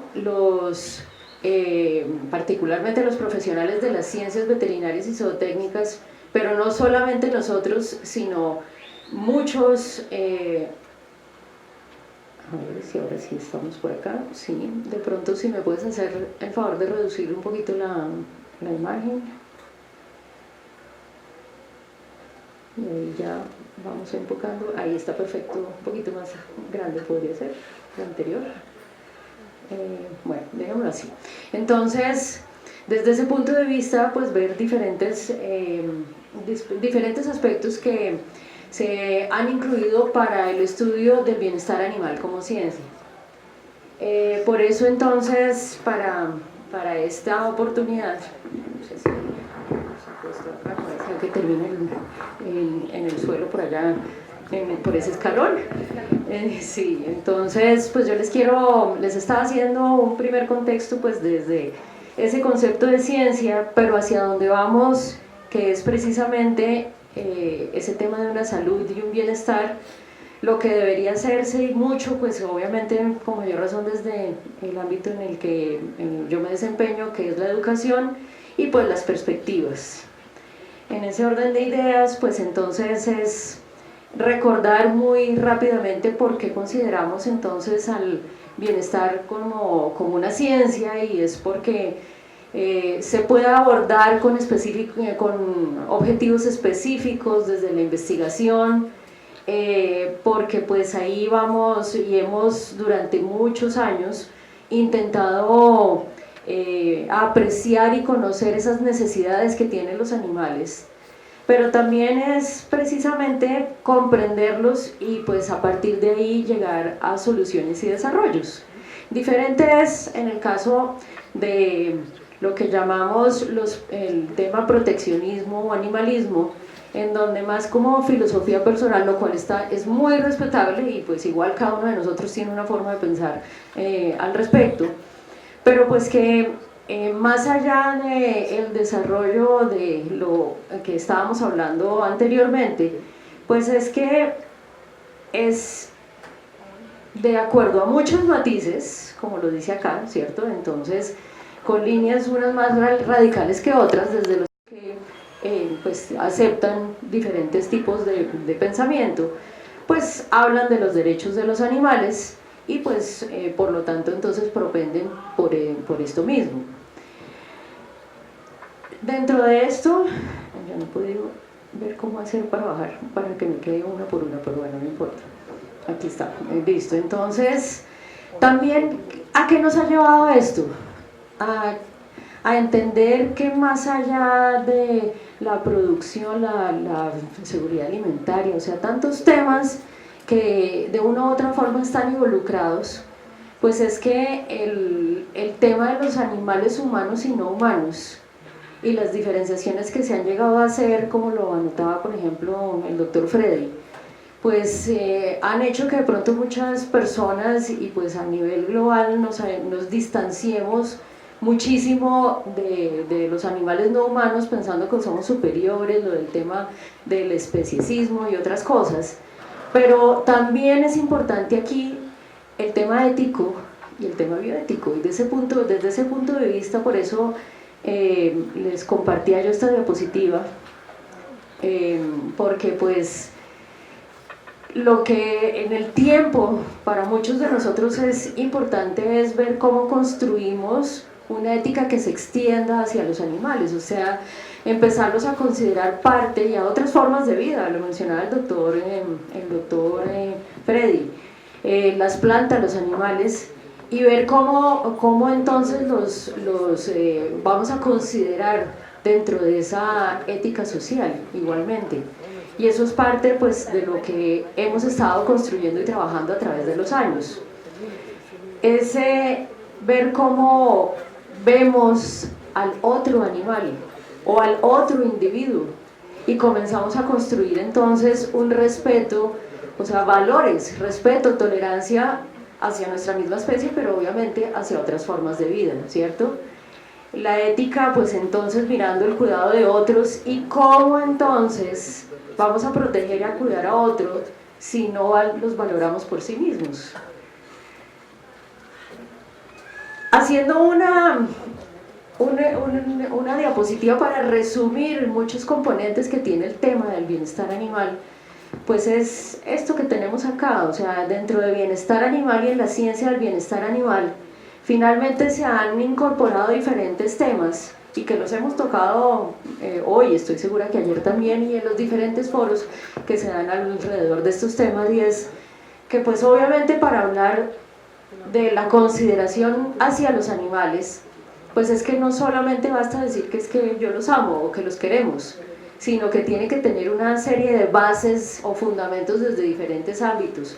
Obviamente desde lo que hablábamos, fundamentados en la ciencia, ¿cierto?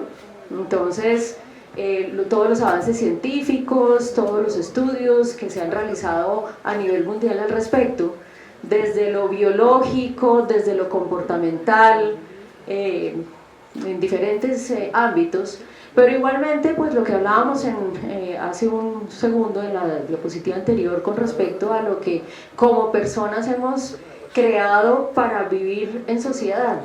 Entonces una parte es también el tema moral, pero también el tema ético, y cómo entonces consideramos vivir en sociedad, pero también cómo consideramos vivir en sociedad con otros. Y más allá de eso, pues es que tiene que estar respaldado por la ley. Y por eso pues también lo hemos hablado, yo no me voy a centrar en el tema de las leyes, ya se ha tocado también, pero pues es que es necesario por lo mismo pues tener soportes éticos y legales que le den principio pues a la ciencia del bienestar animal. Y en eso estamos en todo el mundo y obviamente pues en Colombia, con muchos desarrollos. Vale la pena decir que si bien nos faltan 1000 cosas por hacer, por implementar, por trabajar a todos, pues nadie puede negar que Colombia, por un lado es un país de leyes como dicen por ahí, pero es que sí nos hemos preocupado y afortunadamente hemos podido tener y crear los espacios para la generación de leyes y para que en Colombia haya, más allá de que seguramente todos lo hemos oído o la conocemos, el Estatuto Nacional de Protección Animal, la Ley 84 del 89, de allá para acá, en donde pues bueno, hubo generación de ciertas normas, pero pues ya con la 1774 en 2016, con el código, hasta con apoyo del Código Nacional de Policía, y una cantidad de cosas, incluyendo estaba en 2019, pero en 2016, 17, perdón, a finales, que ya hay una normativa de bienestar en animales de producción, una normativa marco que lo nombró nuestro doctor Freddy. Allá estuvimos en las mesas de trabajo en muchas oportunidades con el doctor Freddy y con otros colegas, mirando lo de los animales de producción y aparte de eso por especie, bueno, y lo que él comentó. Entonces esto es indispensable para darle un sustento a la ciencia del bienestar animal. ¿Qué otra cosa es fundamental si uno está hablando de la ciencia del bienestar animal? Pues algo que ya se incluyó hasta dentro de la ley en Colombia y en varios países, que es el considerar a los animales no humanos como seres sintientes. Yo sé que aquí a mi doctor Polo, pues, que nos conocemos hace muchos años y lo hemos hablado en muchas oportunidades, a él no le gusta la palabra sintiencia.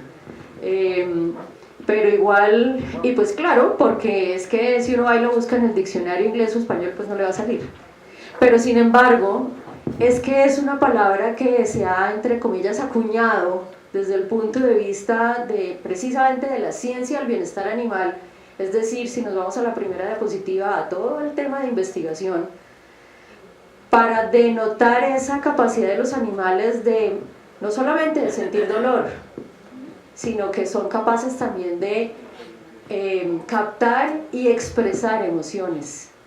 Porque es que el problema frente a la palabra y que pues la traducción castiza, digamos, sería entonces que son seres sensibles. Pero el tema de los seres sensibles es que si yo llego como veterinario o cualquiera y voy allá donde el productor y le digo que es que su vaca es sensible, pues pasa lo mismo que varios de ustedes acaban de hacer, entonces se va a reír. Más allá de eso, entonces se le ha dado esa connotación, pero es muy importante este tema de la sintiencia, porque es esa parte del conocimiento que le ha dado también esa base a la ciencia del bienestar animal. Y por otra parte, pues es que como es una ciencia es medible, entonces obviamente pues tiene que estar basada en evaluación e indicadores de bienestar animal, y pues más allá de eso, lo primero que muchos de nosotros, si no es que todos acá conocemos, es la primera referencia que se hizo sobre el tema y que de hecho salió de los animales de producción a través de las 5 libertades, que empezó por 3 y luego pues siguieron 5, ¿cierto? Y más recientemente, desde el año 2016, en Guadalajara, México, cuando fue el encuentro de la OIE de Bienestar Animal, el doctor David Miller y pues otros colegas y demás, entonces mostraron esa propuesta de los 5 dominios. Muchos han dicho, no, es que los 5 dominios eliminan o son la nueva versión de las 5 libertades, y no es cierto. Son, al igual que lo que estamos hablando ahora del concepto de una salud y un bienestar, súper importante, porque estoy segura que todos hemos oído de diferentes casos. En este momento entonces es la conexión que existe entre el abuso y la negligencia entre animales y humanos. Para esto ya salió un nuevo proyecto que se llama One Welfare Phoenix, Phoenix porque es como que renace de las cenizas, y pues la idea es que participa gente de todo el mundo, inclusive también de Latinoamérica, y pues parte, por ejemplo, inclusive de lo que el doctor Santiago trabaja y demás. En la sección 2, todas esas, lo que hablábamos, las implicaciones sociales, qué pasa más allá de hablar netamente de la salud del animal o del maltrato o lo que sea, pues es que eso tiene una raíz. Entonces, las implicaciones sociales del bienestar. Dentro de esto, entonces, el objetivo es mejorar los problemas sociales, y fíjense que en este quise resaltar esto porque esto es un problema social diario que vivimos nosotros aquí en nuestro país, pero en muchos otros lugares, y es, por ejemplo, el tema de los animales de compañía y los adolescentes en la calle, que tiene que ver entonces mucho esa interrelación o programas de manejo de líderes y demás que pueden hacer que haya reducción de consumo de alcohol y drogas, o sea, ocuparlos en algo positivo, poder formar líderes positivos en un tema, para reducción entonces de violencia y mejorar el concepto de responsabilidad de esos jóvenes y de esas nuevas personas. En el marco One Welfare también, entonces, como es mejorar los dos bienestares, entonces es considerar algo que es la familia. Y lo que habla nuestro doctor Néstor también, porque es que estamos ahora enfrentados a la familia multiespecie. O sea que ya es muchos de nosotros viviendo en ciudad, entonces es que ya no es mamá, papá, hijos, sino es, pues, estoy yo, ¿no? O si de pronto mamá, papá y perro y gato. O estoy yo y vivo con el gato, o con el perro, o con los dos. Entonces, pues eso hay que considerarlo. Mirar entonces el tema de pobreza y apoyo comunitario con respecto, por ejemplo, a los animales de compañía y a las poblaciones callejeras. Entonces, también es ver cómo el concepto y los proyectos que desde ese punto de vista entonces pueden propender, porque personas que viven en la calle y que todos hemos visto que además entonces siempre tienen de a 1, 2, 3, 5 perros, por ejemplo, tengan mejor a estos animales, pero pues entonces también no solamente es una salud y un bienestar para pues, los unos y los otros, por ejemplo. En la sección 3, entonces, el importantísimo tema de seguridad alimentaria y pues todo el concepto de sostenibilidad. Dentro de eso está el tema de el agua, cómo vamos a conservar el agua. En la sección 4, entonces, esas interacciones que hay entre todos, entonces animales, personas y medio ambiente. Y en la sección 5, muy importante entonces, todo lo que hay con respecto a biodiversidad, el ambiente y pues el bienestar en general. Porque la problemática actual nos llega a pensar a nuevos retos, entonces ya no nos podemos quedar simplemente en lo anterior. Entonces, es que yo necesito producir más porque es que así me van a pagar más porque no sé qué más. Bueno, sí, pero ¿cómo? ¿Y a costa de qué? La sociedad está reclamando otras cosas y pues todo lo que está pasando con el orden público alrededor, no solamente en Cali, en Bogotá, o sea, en Colombia, sino en toda Latinoamérica, y nosotros siempre pensamos que es que todas esas cosas solo nos pasan a nosotros. Yo hablaba con Rebeca hace 3 días y me decía, cuando llegué a Londres después de estar allá en Colombia, al día siguiente hubo cualquier parecido con la realidad es pura coincidencia, una marcha y un poco de cosas similares en donde pues hubo un muerto, no sé cuántos heridos y no sé cuántos. O sea, no pasa solamente acá, pasa en todas partes del mundo y está sucediendo en este momento. ¿Por qué? Porque es que ahora tenemos otros temas en que fijarnos. Y los modelos de política, o sea, políticos, económicos, sociales, algo tienen que no están funcionando o que pues que hay que mejorar, y por lo tanto entonces hay que mirar entonces también cómo nos respetamos a todos. Y dentro de eso entonces, si volvemos a lo de la ciencia del bienestar animal, los valores, la cultura, todo eso, pues es una parte de reflexión, porque lo mencionaba muy bien el doctor Freddy, es que no basta ganar millones de los millones, es que primero hay que ser persona y aprender pues a tener valores, ¿cierto? Y más allá de eso, entonces, en ese planteamiento es mirar cómo pues vamos a colaborar para una conciencia ecológica, para resolver varios interrogantes que tenemos enfrente, y son todos estos. Nos están pidiendo a gritos los famosos objetivos del desarrollo sostenible. Eso es una prioridad mundial. Entonces cualquier cosa que hagamos no puede ir sin pensar cómo vamos a contribuir en eso, porque los países y la gente, la sociedad nos lo está exigiendo como tal. Obviamente todos estos, pero definitivamente también el enfoque de una salud y un bienestar son parte pues de las cosas que tenemos acá. Si hablamos específicamente de esto en el marco pues de la seguridad alimentaria, pues es pensar, y pensando en nuestra región, pues es que nosotros tenemos un alto potencial agropecuario, muchos recursos naturales, pero también profesionales de diferentes áreas pues que somos altamente capacitados, y pues que si uno va a cualquier otro lugar del mundo, pues siempre estamos muy bien posicionados, ¿cierto? Mirar esto, se supone que en este momento pertenecemos a estos mercados emergentes con estas potencialidades. Entonces, ¿cómo lo vamos a trabajar? porque es parte de lo que también en reuniones, de hecho varias que tuvimos en Buenos Aires, pues lo mirábamos y cómo va a ser nuestro compromiso para enfrentarnos a esos retos, porque la gente nos lo está pidiendo y no podemos seguir con lo tradicional, porque con lo tradicional ya la gente ya no lo quiere y pues paulatinamente nos están exigiendo, ya no solamente con decirnos no me gusta, sino lo pide a través de la economía, o sea, de forzar al mercado o con las marchas. Entonces es algo que nosotros tenemos que ver.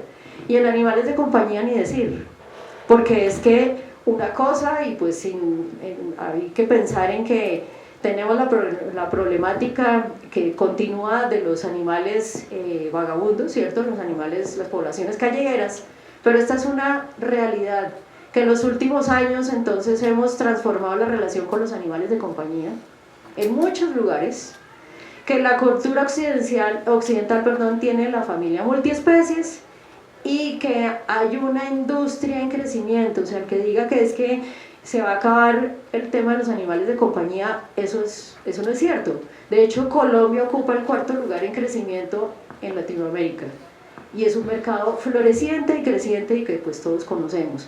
Por lo tanto, entonces esto hay que tenerlo muy en cuenta. Entonces, ¿qué vamos a hacer? Bueno, muchas cosas desde el tema político, desde el tema social, desde el tema gubernamental, desde las leyes, pero definitivamente la educación. Y dentro de eso, entonces, diferentes organismos nacionales e internacionales nos hemos reunido para hablar, primero de incluir el tema, ¿cierto? Pero aparte de eso, entonces, de mirarlo bajo conceptos de calidad, de tal manera que sea obligatorio verlo, y pues como recomendaciones como lo que debería tener un profesional a 2030 o a 2050.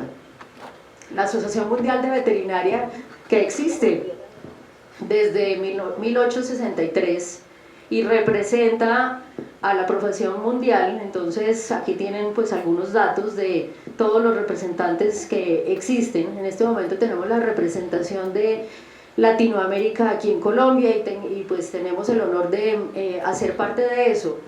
Tiene estas misiones, entonces fíjense que aquí está hablando lo mismo, o sea, de la salud animal, pero también del bienestar, de tal manera que es algo internacional, o sea, no algo que solamente estamos hablando aquí. ¿Y cómo se supone que lo vamos a manejar? ¿Desde dónde? Desde la educación, con estos pilares de salud pública, de la salud animal, pero también del bienestar animal. Esa es la política internacional en este momento sobre estos temas. Está la Asociación Mundial de Veterinaria comprometida con el tema de una salud y un bienestar que vaya hacia todos, ¿cierto? Y entonces por eso, por ejemplo, hay suscritos acuerdos con firmas entre la Asociación Mundial de Veterinaria y la Asociación Mundial de Médicos Humanos para trabajar conjuntamente estos temas. Y dentro de eso, entonces, un abordaje integral en donde estén todos los diferentes actores. Esto se los traje porque es parte de lo que considera la Asociación Mundial, porque es que la profesión veterinaria es fundamental para la salud, pero para todo lo que tiene que ver en las interfaces humano-animal y pues los sistemas a nivel local, nacional y mundial. Y les traje esto porque también fue un acuerdo que se suscribió, entonces para tenerlo en cuenta. Entonces no fue algo que se le ocurrió a unos o a otros por separado, sino que se firmó un acuerdo internacional en donde tanto médicos humanos como veterinarios debemos empezar a trabajar juntos para prevenir enfermedades, asegurar el uso responsable de antimicrobianos en humanos y animales y mejorar educación en medicina humana y en medicina veterinaria, precisamente para llegar a solucionar esos problemas.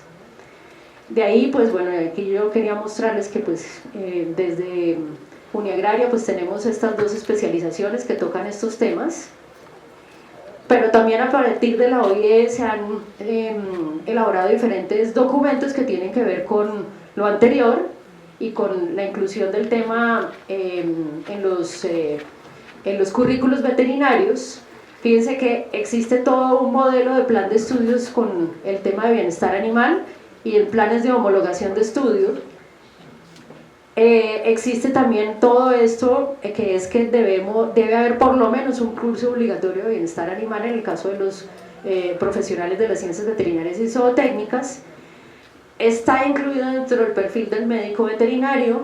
Aquí hay algunas de las conclusiones. Todo esto lo pueden ver en la página web de la Asociación Panamericana de Ciencias Veterinarias. Pero finalmente, ya llegando hacia el final, es que la educación es el principal reto. Y muy importante, y lo resalto retomando palabras del doctor Freddy, es que no solamente es responsabilidad del rol del médico veterinario, pero no es exclusivo. Esto no es algo que nos lo escrituraron a nosotros. Es una tarea multidisciplinaria y es una responsabilidad de la sociedad, por lo tanto. Dentro de esto, entonces, pues bueno, hay numerosas publicaciones, educación, en fin, encuentros. Yo quería, pues, ya acercándome hacia el final, pues mostrarles que esfuerzos se pueden dar en el sentido de crear grupos y pues dar una voz positiva un poco más allá de lo que mencionaba el doctor Freddy. Entonces, en este año comenzamos con esa aproximación. Han habido diferentes encuentros y lo positivo es que sí hay ya trabajos que tienen que ver con vínculo humano-animal-ambiente y el concepto de un bienestar, una salud. Con la Universidad de Córdoba, con los grupos de trabajo allá, hicimos una reunión. En Bogotá hemos hecho otras reuniones. Estamos en línea y ya se han identificado varias líneas de trabajo. Estamos en el proceso de establecerlo más puntualmente para abrirlo a todos los demás. Aquí, por ejemplo, pues está el doctor Juan Carlos Carrascal de la Universidad de Córdoba, esta es la doctora Rebeca Martínez, por acá está el doctor Freddy, pues, y otros colegas de los que están aquí en el público. Pero básicamente contarles que ya existe, el lanzamiento no se ha hecho oficial, pero ya existe un Bienestar Colombia. Ya existe, doctor Freddy. Entonces, dentro de esto, inicialmente a partir de estos dos grupos de estudio, el de Córdoba y el de Uniagraria, pero ya existe y hay varios proyectos, y dentro de esos proyectos están estos que les muestro yo acá. Entonces, ¿cómo? Pues que vamos a participar dentro del proyecto One Welfare Phoenix. Estos son iniciativas puntuales de Colombia y que van en proyección hacia el mundo, que son las estrellas One Welfare y los embajadores y líderes One Welfare, que los vamos a presentar en un evento mundial One Welfare que se va a llevar a cabo en España en 2021, pero que sigue todo bajo el concepto de One Welfare y que tiene que ver entonces con lo que hemos venido revisando entre todos los que hemos participado, que aquí varios de nosotros lo hemos hecho. En el caso concreto, pues para mostrarles muy rápidamente, entonces en este grupo de estudio, dentro de la especialización, pues lo va a profundizar el doctor, entonces yo no me voy a quedar ahí, pero tenemos una línea de trabajo en desarrollo de políticas públicas de protección y bienestar animal, en indicadores de bienestar animal, obviamente lo que estábamos mostrando de líderes, un bienestar, también una línea de bienestar en el transporte y no solamente de animales de producción, también de animales de compañía, por ejemplo. El tema de comportamiento de los animales como coterapeutas y el tema de la multitransdisciplinariedad. En desarrollo de políticas públicas, acá está nuestro doctor Néstor, aquí hay otro, el abogado, docente del posgrado, bueno, en fin. Entonces lo que quiero mostrarles con esto es que son grupos multi y transdisciplinarios, con participación del Ejército Nacional, de la Policía Ambiental, de asociaciones, de la sociedad civil, de las ONGs y de todo el mundo. Se está construyendo, estamos construyendo juntos la política pública de protección y bienestar animal, en donde hasta el momento en Montería, en Envigado, en Cajicá, en otros municipios, pero también hemos participado en estos grupos de trabajo con Departamento de Planeación Nacional, con el ICA, con Agrosavia, con el Ministerio, en fin. Esta vez muy rápidamente, por ejemplo, mostrarles la propuesta de un bienestar para todos desde la educación humanitaria, a todo nivel, desde el pregrado y posgrado, para crear un proyecto de líderes en un bienestar. Y que precisamente a partir de semilleros de investigación, con formación de docentes, entonces llegue a las comunidades y maneje varios tipos de problemáticas. ¿Para qué? Porque hay que motivar a todos para incorporar el bienestar como parte de la vida y pues definitivamente porque vivimos en un mismo mundo, una salud y un bienestar para todos. Eso era lo que yo quería compartir con ustedes. Muchas gracias.